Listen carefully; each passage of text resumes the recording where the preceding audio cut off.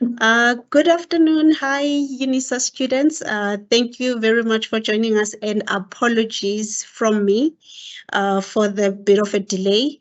We had some technical issue, but I'm happy that we are able now to start with the event. I'm Zuzega Prudence Mcha from Unisa. I'm from the College of Human Sciences. I switched on my camera so that you see who you're speaking to, but I'm going to quickly switch it off now. And then once Lisa starts presenting, she will switch on her camera on her side. So I'm from the College of Human Sciences, and we have invited you today. We have invited you today so that we can share with you some of our career paths and to give you like a big understanding on how to search for careers. And in case you also want to switch from your college and join the College of Human Sciences, we are happy to be presenting to you today. And please also share this information with some of your friends who are not able to join us today. So we've invited the Directorate for Career and Counselling Development, and they will be taking you through the workshop. And we have also invited two of our students in the College of Human Sciences to also share some of their success stories and the challenges that they might have faced as students and the opportunities that they were able to get through studying with the College of Human Sciences. So they will present later after Lisa Dazer has given you the presentation. So thank you very much for joining us today, and thank you for your patience as well. I really appreciate it.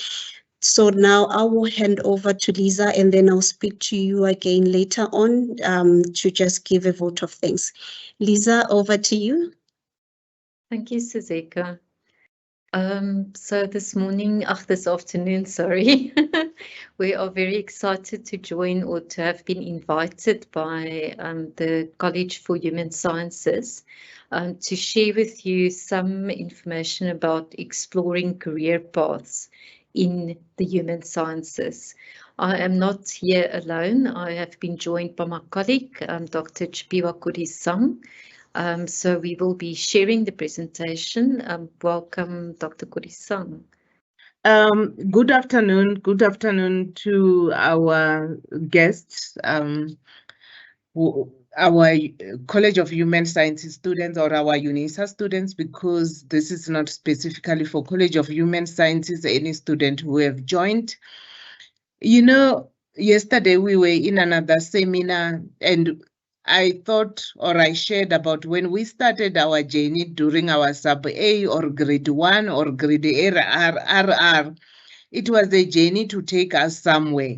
And the destination that most of us have or that we have been preparing for is the world of work.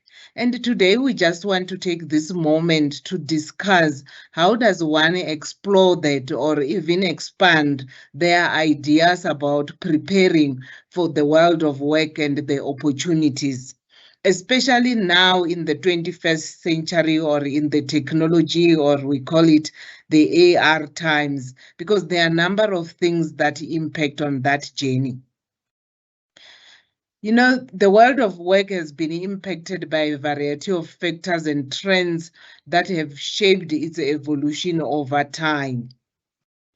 Here are some significant factors that have a profound impact. Technological advancement. When I thought about myself as a psychologist, the idea I had, it's a psychologist who sit down in an office and talk to people. But now I am a psychologist who had to learn how to have therapy online, and also the challenges, but also how do I create a space that is also caring and warm enough. Globalization, remote work and digitalization. It also talks about the space I'm experiencing where from COVID, we were Unisa staff members who still needed to service Unisa staff members, understanding the challenges of remote working and the digitalization of what is called work. There is also automation and AI. and gig economy as well. But also there is an issue of diversity and inclusion, plus lifelong learning. Even as I was sitting here, being a professional, I got something that talks about me having to learn something, me having to register. So learning does not stop. And it's not only about academic learning, it's about learning as a person, holistical learning. But also there is a concept of entrepreneurship. We are sitting here today, it's not about that we will be employed, but we must also employ. We must be entrepreneur. We must not only produce or source from other people, we must also produce. There is also regulatory changes, political and economic factors. So it's important that we acknowledge this because these factors have got an impact. Zuzeka, do you want to say so? Okay. Zuzeka, please mute yourself. Oh, apologies. Then there is an issue of you as an individual, as you are preparing for the world of work, it cannot be a very linear route. Previously, we used to thought if you are a psychologist, you will work in the hospital. But now, due to diversity, due to so many things, sometimes psychologists do not even see patients, do not even sit in hospital. They can do training, even training, just in industries where it's about developing people and their coping skills. Lisa? We also need to think about the skills for the future. Where you are now as you are on the journey, which this journey you started in grade A, grade 1, you also need to think about the skills for the future. Just being a psychologist, just being a social worker, just being an anthropologist, it's not good enough or having that qualification. There are other skills that you need for you to survive or to be aware of the opportunities. The first skills is the issue of interdisciplinary skills. There is a rise in demand for professionals with skills that span multiple disciplines because that enables them to tackle complex and interconnected challenges. You can see we are sitting here at university, we are at career counseling. We are not only here to prepare people just to choose their careers, we also need to prepare them about the future. But as I'm sitting here, I'm a clinical psychologist. Somebody could wonder, why are you talking about that? You should be talking about mental health. The world for today requires somebody to have interdisciplinary skills. It's also about entrepreneurial mindset. More individuals are opting for entrepreneurial paths, starting their own businesses or engaging in side hustles to diversify income stream. I would also want to say it's also the entrepreneurial mindset does not only help you with income, but it also helps you with the growth because the challenges that you experience when you work for someone, they are very different to the challenges that you experience when you work for yourself. How you look at yourself when you report to somebody, but when you have to report yourself and the responsibility and the accountability that you take, that mindset changes you as a person. Data literacy, it's about proficiency in data analysis and interpretation, becoming valuable across various industries, influencing decision-making and strategy. People don't just make decisions nowadays based on their emotion. It's informed about the data. What am I saying? What is data saying? Whether it's about customer service, whether it's about the usability, whether it's also about the sustainability focus, which is another skills for the future. Is this thing sustainable? It's also influenced by the data, but sustainable focus is an increased awareness of environmental issues driving careers related to sustainability, green technologies, and eco-friendly practices. The other important thing nowadays is the issue of health and wellness careers. Growing opportunities in healthcare, wellness, and mental health fields due to heightened focus on personal and collective well-being. We cannot run away from this, especially after COVID, the issue of our health and wellness has been highly elevated, and people are also driving their careers also. How do I take care of myself, and how will I be taken care of? Tech and digital careers, continued demands for professionals in technology, cybersecurity, software development, and digital marketing as technology continues to advance. I can tell you, even in medicine, you will hear nowadays there are operations done when there are supervisions done technology-wise, cross-country operations. That's the issue of how things have been digitalized. Also, we have got an issue of aging population careers in gerontology, elderly care, and services for the aging population becoming more significant with demographic shifts.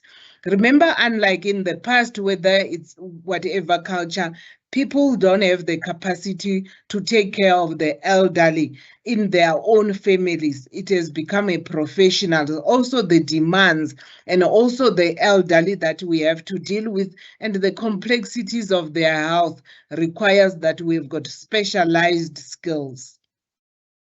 Ethics and privacy roles. We have got emerging careers centered around ensuring ethical use of technology, protecting data privacy, and maintaining digital security, from banking to counseling, irrespective of the nature of the services. All services need to be rendered with ethics and privacy. We are involved in resources, whether it's money, but also it's about people's life. So it must be done in a way that also ensures that there is dignity, but also it complies, it's genuine, it's legit. So let's start here, even when we have started. There is a nice quote that says, don't ask kids what they want to be when they grow up, but what problems they want to solve. This changes the conversation from who do I want to work for to what do I need to learn to be able to do that. If you ask a person who they want to become, they just see this person they want to become. But when it changes to the problems they want to solve, it's a different thing. So the issue is that one way of preparing for opportunities and planning your career is to think about the type of problems you would want to be able to solve. That opens a lot of possibilities. This will help you to focus on what you wish to contribute and not necessarily on whom you want to become and the ideas of this person you want to become and what this person can do and not do. Once you have identified some of the problems you want to focus on, you can then explore how individuals from different academic and professional backgrounds are addressing these problems. Then you could also start thinking about how you would want to contribute and what you would need to prepare to do this. Let's talk about the issue of helping people. There are different professionals and academics who help people, but they help people differently based on their background. There could be a person from agriculture who can help people to help them how to do or grow food for themselves, to do gardening and grow food and even maybe create income from that. Even if it's abused women, the person with agricultural skills can help and empower these women from that perspective. But a psychologist can also help the woman, but also a social worker as well, and a lawyer. So when you just say, I want to solve the problems, you also need to understand from what angle.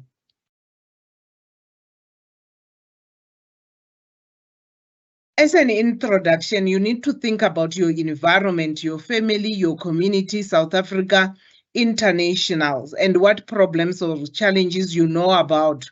Perhaps you even thought of possible solution to these challenges. You could also write down some of the problems or challenges you want to address. As an example, you want to address the problem of violence against children. Think about the different individuals who may be able to contribute to solving this problem. This relates also to the example I shared earlier. Police officers, social workers, behavioral scientists, we can name them. But also an example in the field of psychology, a clinical psychology may focus on therapy for the affected child. A counseling psychologist could address coping strategies for parents. A research psychologist may do research related to the impact of violence against children. After doing that research, could also inform the counseling and the clinical psychologist on their intervention. But an educational psychologist may offer support to children within the school context. As a psychology student or a graduate, you may volunteer to work with community-based organizations that work with children.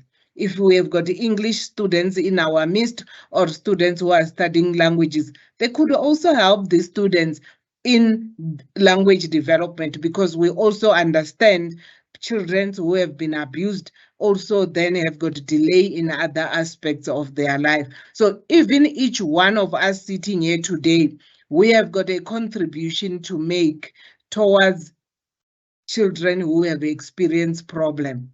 You might not even understand, you might not have comprehend it because of how you are thinking about the type of problems or solutions or contributions you want to make. We have just given a list of problems that we experience. I can imagine you can list more and more to that, what we have added there. I won't even go through the list, but you can also already have written 5 or 10 that you think are problems, but they are not in the list. We also thought it would be appropriate that we share with you UN Sustainable Development Goals. I'm not sure how many of you are aware, but here are some of the goals from the UN. There is no poverty, zero hunger, good health and well-being, quality education, gender equality, clean water and sanitation, affordable and clean energy. We stay in South Africa. We know the challenges with energy, decent work and economic growth, industry innovation and infrastructure, reduced inequalities, sustainable cities, responsible consumption and production, climate action, life below water, life on land, peace, justice, and strong institutions. We stay in South Africa, or whenever we stay in Africa, the continent in general, there are problems, partnership for the goals. Just think about your contribution as well towards these sustainable development goals. As you are thinking and preparing for the world of work and your career, have you thought about this and your contribution maybe to one aspect?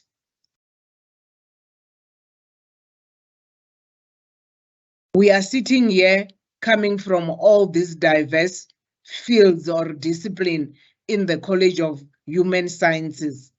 We can see the structure. We have got arts, where there are languages, theory of literature, communication. We've got the social sciences. We are talking development studies, gender studies, health studies, psychology. We've got humanities, which talks about anthropology, archaeology, biblical and ancient studies, history, philosophy, and religious studies. Even thinking about the diversity of these fields, but also thinking about the UN sustainable goals, I just see how even the cross-interdisciplinary of how the different fields fit into that. I'm not sure what you are thinking. I'm not sure where you fit. I'm not sure how you relate. If you are doing anthropology, how do you fit into the issue of social justice? Okay. We are now going to talk about career research, and I think this is the space where, Lisa, you will take from me. Thank you, Chipiwa. I was just looking at the chat. Somebody fairly posted there, looks like we're facing some challenges. Let's remain positive. So I'm not sure if they were referring to our technological challenges or whether it was due to the slide that we shared with you about the different things that are impacting on our career decisions. But what I wanted to add to that is that it's important for us to view these as, yes, these are things that we need to be aware of. But in addition to that, we can also view these as opportunities. So it will really help us to look at, how we can expand our thinking about our careers and make smarter career decisions. So Dr. Korisang now talked about the things that you could consider as you are planning and developing your career. So for this presentation, we thought it would be helpful for us to talk about the process of doing career research. Because it's easy, to get a list of jobs related to, let's say, for example, you are studying communication science, but what is a bit more difficult is utilizing all the information resources that you've got available, getting experience in the field that you are interested in, so that you can again expand your horizons. So the rest of our presentation, we will chat briefly about the different ways that you can do career research. But firstly, what is career research, and also perhaps why is it important? So career research will help you to connect with others, and those people can help you to answer questions that you have in relation to your career choice. It will also expand your understanding of the different opportunities related to your career vision. As we are thinking of studying, all of us have got specific or certain ideas in mind. For example, I want to study politics because I want to be a politician, or I want to become involved in policy development. I'm studying psychologist because I want to be a psychology because I want to be a psychologist. But as we are studying and as we are exposed to new ideas and learning about different opportunities, and doing that through career research will really just help us to be more prepared for these changes that are impacting on our careers. It will also help you to identify hidden career paths that you may not have thought about previously. And finally, it also could help you make plans in terms of, if you are interested in a specific area or specific role at a specific company in a specific industry, how do you plan to get to where it is that you want to go? Okay, before you start with any career research, it's important to understand what you need. So it's helpful as you embark on this process of finding out more about career options to really go and think about, what are you not sure about? So for example, you could have a question about, I am studying philosophy, but I'm just not sure about what kind of positions or what kind of industries might benefit from having somebody with a philosophy background. And then also making a list of the questions that you still need to ask to enable you to make career decisions. So noting what are you not sure about, and then turning those uncertainties into specific questions that you will answer as you do your career research. So now we're just going to share with you a couple of ways that you can go about doing career research. Some of them you may already have tried, but we do hope that some of them would excite you to go and try out because you haven't thought about it previously. So I think most of us would be familiar with the concept of using an online search. So using a search engine, for example, Google, to search for information about these questions that you've thought about. So as an example here, if you type in careers in political science, or careers in psychology, or careers in history, then you would be able to get a lot of information about what others have said, what the main career ideas would be. So, for example, if we look at this first article for careers in political science, there are job titles such as campaign manager, a lobbyist, a press secretary, a speechwriter, activist, a public opinion analyst. So scanning the brief descriptions of the different results that you find for your search, focus on maybe 10 articles or 10 websites that look promising and that you would want to use to go and explore a bit more.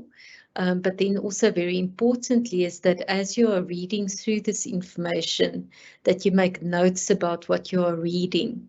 Because the idea, and we will emphasize it again at the end, is that if you are doing this research and you are making notes about it or capturing it in some way, it will help you to also identify what kind of patterns am I seeing? What are the things that others are maybe not seeing at the moment, but from my research, I am able to develop an understanding of the kind of opportunities that I could prepare for. Then I'm not sure how many of you have used ChatGPT, but I am pretty sure that most of you have heard about it at least. So ChatGPT is an online service that you can use. The basic functionality you can use for free. So all that you need to do is just to create an account and sign into the ChatGPT service. And what you then do is that you can write what they call prompts. It could be in the form of questions, for example. I've given an example here. I'm studying anthropology. Can you help me explore what kind of job opportunities I could explore and also in what kind of environments? And ChatGPT would then give you a response to the question or the statement that you've made, and that would then help you again to have further conversations even with ChatGPT. So based on the first question that I've shared with you, you could then also ask follow-up questions. For example, what are some unique applications of anthropology in business? You could ask about the applications of anthropology in different career or in different industry fields, and they would be able then to share that information with you. So just as a summary, based on that question that I used to ask ChatGPT, there's already an overview for me of the different kind of environments where I, with a major in anthropology, for example, could take a look at. So looking at this diagram, you know, it ranges from academic settings, museum institutions, government, business and consulting, healthcare, environment and sustainability, media and communication, international organizations, as well as cultural, tourism and hospitality. And then under each of those sectors, there are then specific job titles. For example, if I look at this list and I think that climate change analyst looks quite interesting to me and it aligns with my interest in sustainable and environmental care, then I could go and do even further research specifically about those aspects that interest me. Then career information websites. We have a National Career Advice Portal, which is developed by the Department of Labour. So it's very much South African based. And then Career Planet is also a South African website. Then we've got ONET, which focuses on information from the USA, and Prospects, which focuses on information from the United Kingdom. So these career information websites are very helpful for you to then further explore specific job titles. So the Google search and asking ChatGPT, for example, could help you to identify different job titles, but then you could use one of these sites to then learn more about, for example, what a journalist does and what you need to study. So the National Career Advice Portal is a good example of a website where you could get a lot of information. There's also videos as well as text that you can read about specific job titles, but then also importantly, it helps you to identify specific training opportunities or qualifications that are linked to that career. So here's just an example from the National Career Advice Portal. You'll see on the left, those were when I typed in journalist in the search bar that they've got on the site. Those are the different job titles that are related to journalism that came with the search. And if you click on one of those job titles, you are then able to go and learn more the description, but then also, as I mentioned, the learning pathways. So I would definitely also encourage you to go and look at the National Career Advice Portal site to learn more about specific job titles. Then we've got job search portals. So again, many of you may be familiar with job sites such as PNet or Career Junction or Indeed and many other websites where you can search for jobs. But since we are talking about career research, the way that you can use these job search portals is again to go and take a look at information that you can use for your career research. So as an example, you're interested or you are busy studying information science, but you are not sure which specific job titles are linked to this field, or you want to know more about the kind of qualifications and skills that employers are looking for in order to be a librarian or a knowledge manager and so forth. So the job search portal's doing a search a couple of times a year using, for example, your major as a keyword, or if you've already done other research and you've got specific job titles that you are looking at, then doing these job searches on the portals will help you to get information about the skills, the qualifications, so that you are then strategically able to think about the experiences that you need to get in order to be able to meet the criteria for these kind of positions in the future. So as I've mentioned, websites that you may be familiar with include PNet, Career Junction, Careers24, Indeed, and then also looking at government positions. What are the things or the positions that government is advertising?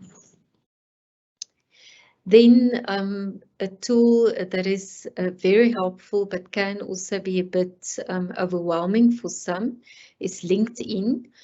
So LinkedIn as a tool in your career research journey will really help you to be able to see what other Unisa students and alumni are doing with the qualifications that they've studied. And more importantly, it will also help you to be able to connect to people in your field. So LinkedIn will help you to explore individuals' career paths and qualifications. Just as a fact, there are over 480,000 Unisa graduates on LinkedIn, and that is, I checked yesterday. So that is quite amazing to think about as a Unisa student. On LinkedIn, you've already got access to over 480,000 people who have gone or walked the same journey as you have. So how to use LinkedIn as a career research tool? You sign into LinkedIn, you search for the Unisa page on LinkedIn. And as you can see there on the screenshot, you're then able to click on the alumni under University of South Africa. And this is the kind of results that you will then get. So as soon as you click on alumni, you're then able to go and look at what they've studied. So now you are interested in checking out, for example, who of these alumni have studied the subject that I'm doing, for example, sociology. So if you then add sociology to the list of what they studied, LinkedIn will then filter those results of the 480,000 Unisa alumni.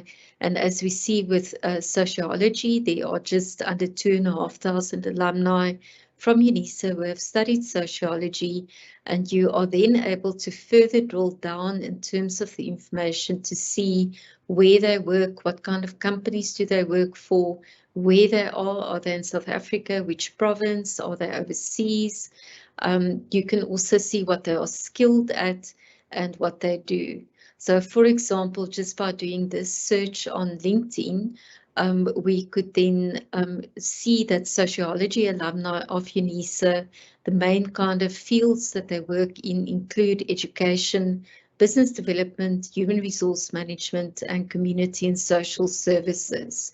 And then what LinkedIn also allows you to do is that once you've done this kind of search and the drilling down, you are then able to go and take a look at who are these alumni. So you're able to see individual alumni, and there is nothing preventing you from starting to then connect with people who are doing the things that you are interested in. Then we also want to talk about informational interviewing. So don't be put off by the word interviewing. Basically, it's a discussion that you have with people who work in the industries or who are doing the kind of work that you're interested in, or maybe they've studied the same subjects that you have. And the idea or the goal is that it will help you to explore different career options. It will help you to expand your network, to build confidence, to access information, but then also seeing what are my strengths and what are the areas that I still need to develop. So just like for a job interview, for example, it's important to do some research about what you would want to discuss with such a person. So preparing a list of questions that you would want to ask somebody would be quite important, because you also want to use the time that you've got with them quite optimally. Then start with people you already know. Talk to your friends, your family, neighbors. If you are working, your colleagues, or maybe people that you've worked with previously, your lecturers, tutors, but also fellow students. Then again, going back to LinkedIn, you can also use LinkedIn to help you identify potential people that you can talk to. And coming back to what I shared at the beginning, it would be important for you to take notes as you are having these engagements with other people, to reflect on the information that you are gathering, and of course to identify the next person that you will talk to. So informational interviewing is certainly a very good way for you to gather information. I would say that's a bit more smarter in terms of that you can ask the questions that you are curious about. Then joining a professional organization is also a very useful way for you to get networking opportunities, as well as further training and development activities. So many of these professional organizations have websites that share a lot of information about a specific field. It's also quite interesting to go and look for if they've got any guidelines on like a code of conduct for the industry. I find that always useful to go and take a look at, because it helps me to understand, you know, the kind of practices that are encouraged in that industry. What are some of the soft skills even that I need to start thinking about developing, so that I can be able to work in this kind of field. So some of the professional organizations also make the member list publicly available. So again, if you're thinking about identifying people that you can connect with so that you can have conversations with them about your studies, about your career, then the professional organizations can also help you with that. And most professional organizations also offer a student registration category. So you can join these organizations as a student, and then you will also have access to the networking opportunities and maybe even further training and development. Then as a last kind of way that you can do research, We also encourage volunteering. So volunteering is very helpful for you to see what kind of contribution you are able to make within a specific community. So it helps you to figure out whether a specific field of work is for you or not for you. You can find out more information about a specific field. And again, the networking opportunities are exponential in terms of being able to connect with people who are doing the kind of work that you also feel passionate about. So important things to think about as you are volunteering is what are the skills that I have that community organizations may benefit from. And we need to think about, even as I'm studying something, a specific subject or specific qualification, I've already had skills that I've developed. I'm busy learning skills. So what kind of community initiatives can already start benefiting from my skills? Then also importantly is to consider how would the organization or the community that you get involved with be able to contribute to your career development? What are you hoping to gain from such volunteer activities? So volunteering, again, expanding your network, getting all the information, having access to people that you can talk to about your career, about different opportunities, is also a valuable way for you to do career research. For now, we're going to quickly just share with you some of the brochures we have related to certain career fields. This brochures also helps you with information that can help you in preparing for opportunities related to your field of study. They are also available in our website. You can download at www.unisa.ac.za/counseling. Of course, you can see on the screen, we've got the communication science brochure, community development and social work, philosophy at Unisa, psychology at Unisa. There is also a broader one for social sciences and information science. It's also important that after reading this brochure and you want further conversation, to then engage with us. In summary, the focus of today was on identifying career opportunities, which is a proactive and continuous process. We have started while we started in grade A. We might not have been aware, but the process started there and it's continuous. But it's not a process that we wait for somebody, we wait for the advert. We need to be quite active. It will help you to think about what you already have and what you still need to focus on. It will also focus you on developing important skills such as communication, research, reflection, digital literacy, writing, and analyzing throughout the process. You will start to recognize patterns and trends and be able to prepare for changes that may impact the job market, not only the job market, but also your opportunities. In the process, you will meet people on your way who will become part of your professional and support network. I must emphasize that sometimes when we think about people who will be part of your professional and support network, you are always thinking about people who are in the same field with you. It doesn't work that way. Sometimes your gatekeeper or the person who will hold your hand, it could be somebody who is different from your field, but they might be connected or they've got information that can help you to make sense of your journey. Thank you very much for being part of us this afternoon. We will hand over back to Zuzeka. Thank you, Lisa. Thank you, Zuzeka.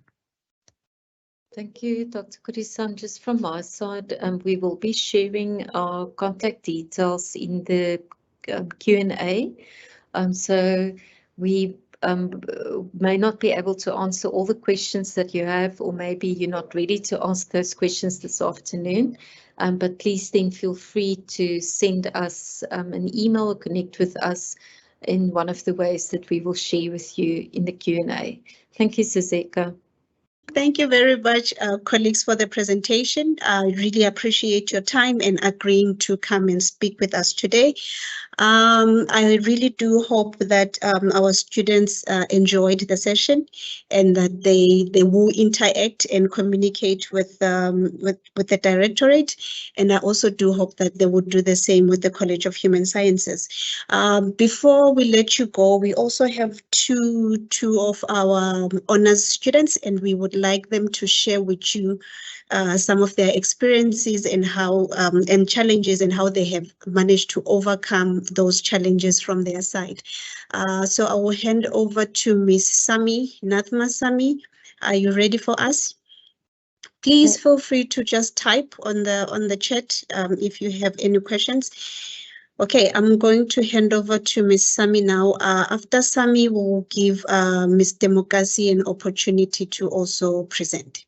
Okay, thank you, Zuzeka. I will open my camera so everyone can just have an idea of who they're speaking to. So I'm Natma. I am at present studying psychology for professional purposes, my honors degree, and I'll be sharing a little bit about my success and challenges in my journey. If you can just give me 1 second, I'll share my presentation. Fantastic. Thank you, Zuzeka. Okay, so as stated, I'm Nathma. At present, I'm pursuing my master's degree within the sphere of Sorry.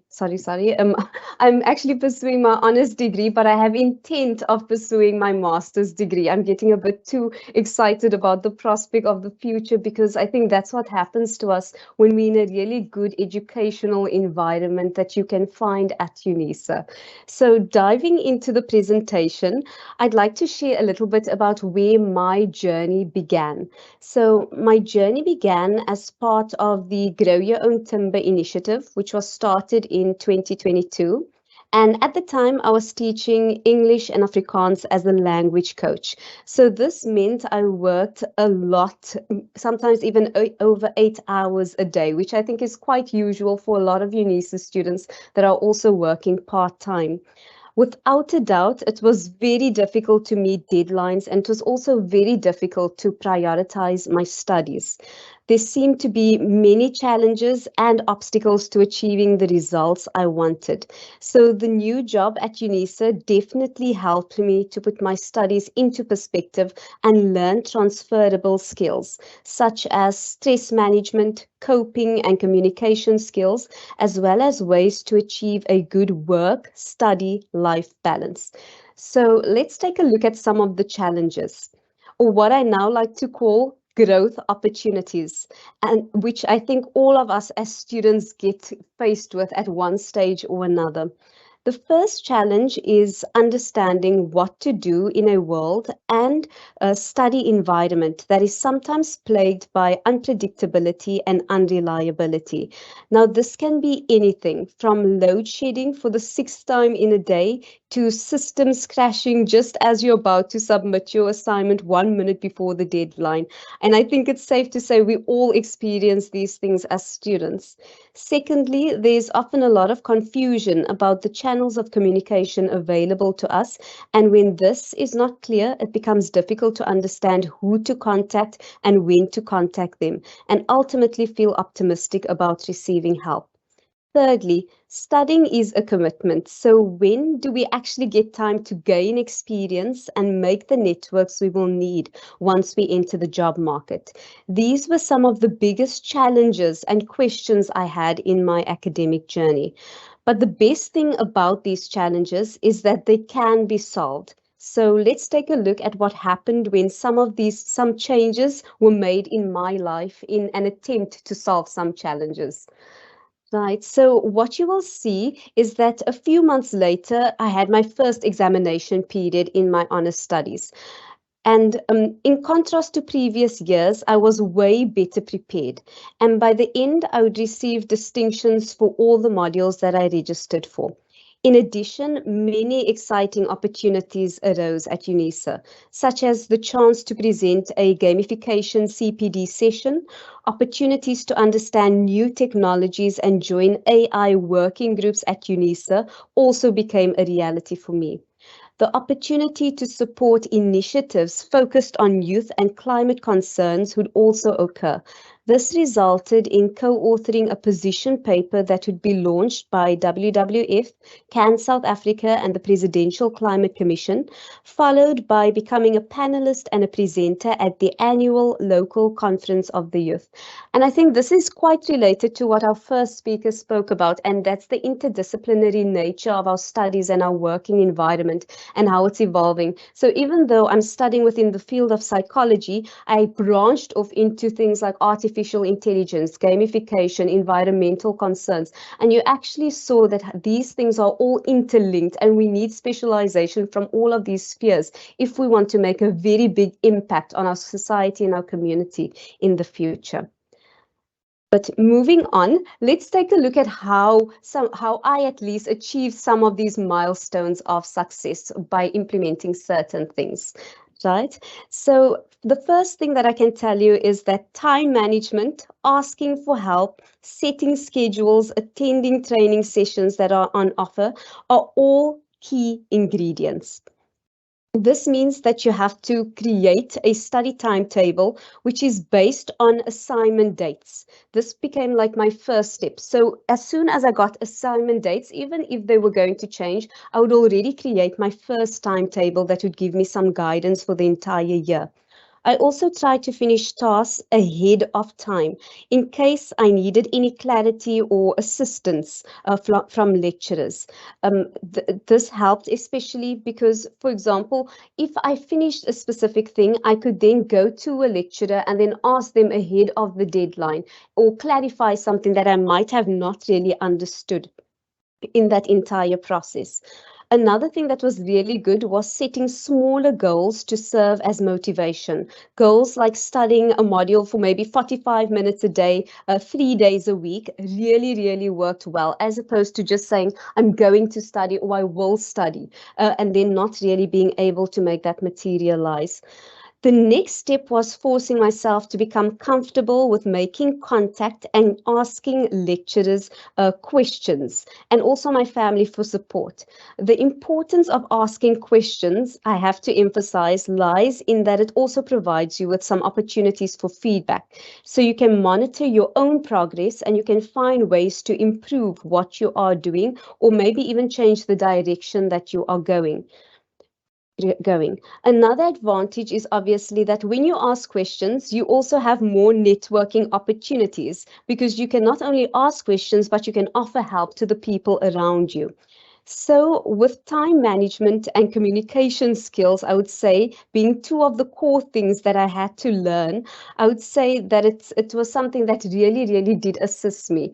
And I want to just move from obviously the skills and say that these skills, obviously they don't operate in isolation, but often you also need resources in order to grow these skills and to operationalize these skills. So I'm going to move from the skills and then take you to some of the resources that were really available from Unisa and also that you can find in your own environment. So when it comes to resources at Unisa, I noticed that there was actually a lot of training sessions available for students, such as academic writing and data analysis workshops. So I set another goal, and the goal was to attend at least one session a month. So I would take a look at the page, the website of Unisa, and I would see, okay, these are the lists of different training sessions that one offer. And I just pick one that I thought was relevant and I would commit to it rather than overcommitting to too many or not committing at all. Another key tool I learned to use was Moodle, especially in relation to checking announcements under each module regularly. And this is really important because it keeps you up to date and it gives you opportunities and also reminders that you need to engage with your studies on a regular basis.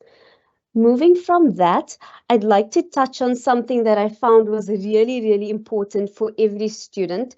And it's also something that I think is the foundation and the sustenance of a successful academic career and life itself. And that is something that I also had to learn about as a student. And it's learning to basically take care of yourself. And I would say I'm still learning it as I go along in this process. And that means that you actually have to force yourself to exercise, to follow a diet that's as healthy as possible, to get a good night's rest, because these things can't be overlooked if you want to have a successful academic career. They also provide you with additional benefits like stress reliefs and coping mechanisms, which you will need when there is high pressure situations like examinations. It's also important to remember that exercise is not like only equated to going to the gym, but you can make it fun. It can be dancing, it can be swimming, or even taking up a new sport with family and friends. So to sum up, when it comes to things you can use in order to overcome challenges, I would say it's definitely plan ahead, set some goals, ask questions, get and offer support, and remember to always take care of yourself along the journey, because you have to remember that academic success is not going to occur in a vacuum. It's rather going to rely on like establishing the best quality of life possible within the constraints of your environment. So even though we can't really control load shedding, we can create like a timetable that is ahead of time. And if it's ahead of time, it's going to provide you with opportunities to catch up rather than situations where you are falling behind.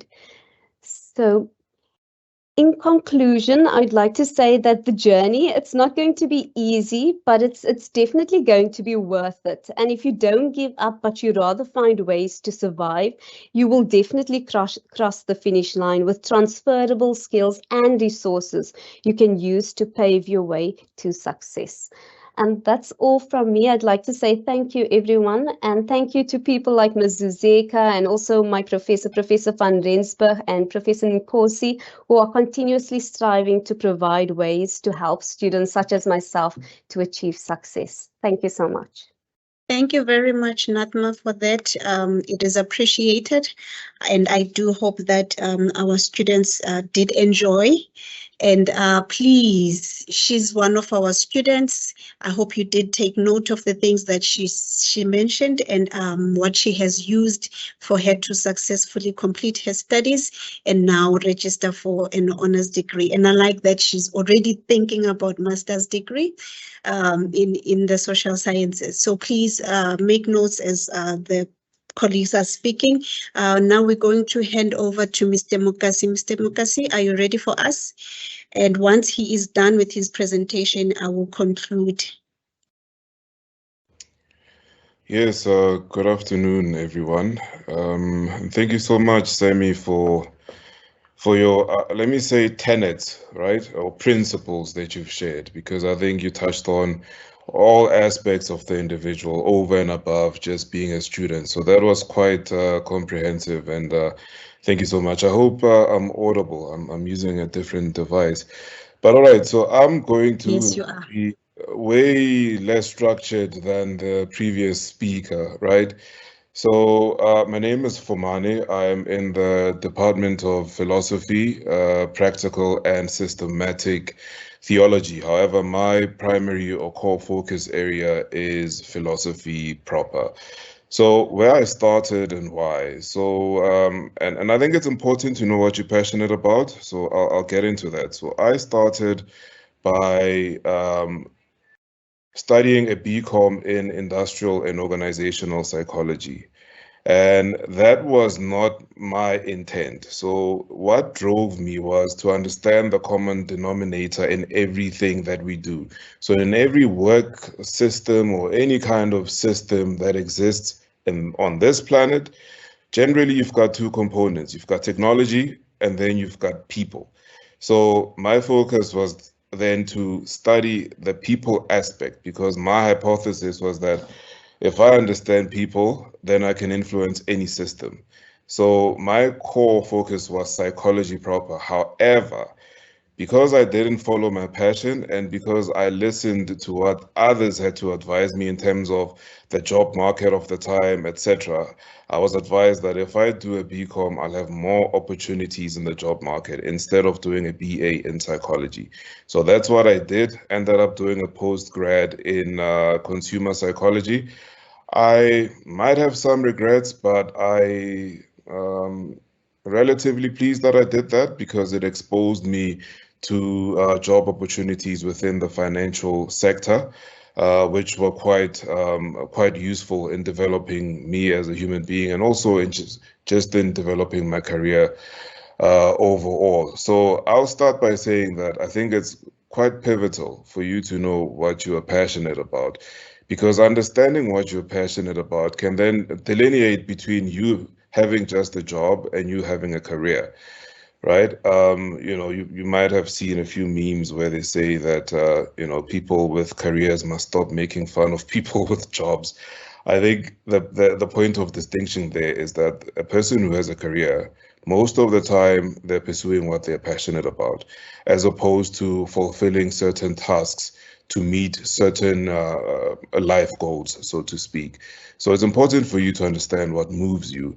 And I think this should be the core or at the core of what drives your decision making. So what moves you? What do you love? What are you passionate about? I think this will also mitigate against the issue of discipline when it comes to your studies. So I won't belabor some of the points that the previous speaker mentioned around discipline and managing yourself and managing your resources. But I think if you're doing something that you really care about, you tend to stick to your deadlines. You tend to spend time on it because you're thinking about it. So I see that we're out of time really, but long story short, I then moved over or shifted to philosophy because, as I said before, I was trying to explore the common denominator in all things. And my reasons for going into philosophy is that I intend to actually contribute to the existing academic literature as well as the research, particularly pertaining to the mechanisms of African decoloniality, because I think this is a perennial issue. And I think if you have the academic muscle and time and resources, I don't think it's a waste of time to contribute towards at least its attenuation. And another reason I went into philosophy, to be honest, is that I think philosophy teaches one not only what to think, but importantly, how to think and how to apply critical thinking, in solving really any problem. I think it teaches one how to communicate and think effectively, whether you communicating orally or in written, because remember, communication is just really an articulation of your thoughts. And I would also argue that if you can think and if you can communicate, then you become unstoppable, regardless of the career path that you choose. I think a note on AI. I think it was our colleague Lisa who touched on ChatGPT at some point. I think, interestingly, it appears that it will impact so-called professional jobs more than the manual blue-collar type jobs, unlike the preceding the technological epochs, which impacted blue-collar jobs more, I think, through industrialization or in fact automation. People lose jobs, but I think with AI it seems like it's going to impact more professional jobs such as lawyers, even accountants, even doctors at this point. I mean, people are getting their prescriptions, or rather, not prescriptions, but prognosis, I suppose, through ChatGPT. So it's very interesting. However, a note on that too. Yes, there are technical aspects within these large language AI models, such as ChatGPT, but I think what informs the ethical considerations in design principles and frameworks is more a philosophical or humanistic accountability, because AI cannot, or not at least at this point, fundamentally self-attune on matters of, ethics or moral considerations. So it's very interesting. So in terms of whether you're future fit or not, I don't think we can have an answer to that. However, my parting shot will be that firstly, try and introspect and understand who you are and what you're passionate about, and then pursue the career that is attuned with just that. I don't see any long-term regrets if you stick to that principle. But yeah, Zuzeka, I can go on for another hour, but I see that we're out of time, so I'll stop there and hope that what I've contributed is useful. Thank you very much, Mr. Mukase. That is highly appreciated. And I also like that you shared with with the fellow students that you had to change careers. You had to change your Career. studies at some point. And actually you completed and you had your honors in psychology, but then you decided you want to follow your heart and moved to philosophy, and which is something that's possible. It's never too late. And also I also did the same. I initially went into university thinking I want to be a social worker. And later on, as I was going through my studies, I decided, you know what, I will complete the degree, but going forward, I want to switch and move into sociology. And I did that. And I'm still currently busy with my studies in sociology. So to everyone, it's never too late, but just make sure that you follow what you were guided and given today and use those to make sure that you explore and follow your heart. And like Mr. Mukasi said, career, if you choose a career, not a job, you will be happy and there won't be any regrets. But please be in contact with us. We would love to hear from you and maybe attend to some of the questions that you might have and didn't want to post. DCCD did share their website. Please go through their website. You will see and you'll find a lot of useful information. And please, when you have challenges or questions, feel free to contact the institution, and also please feel free to contact your lecturers as well. We are here for you and to make your life a little bit better. So thank you very much. I really appreciate the time that you have given us today. And I do hope that you found this event informative and that you enjoyed your time with us. And thank you also to our presenters. I really appreciate your time. Thank you to all of you Unisa students, and we're looking forward to hearing more from you. Please feel free to send us emails and communicate with us.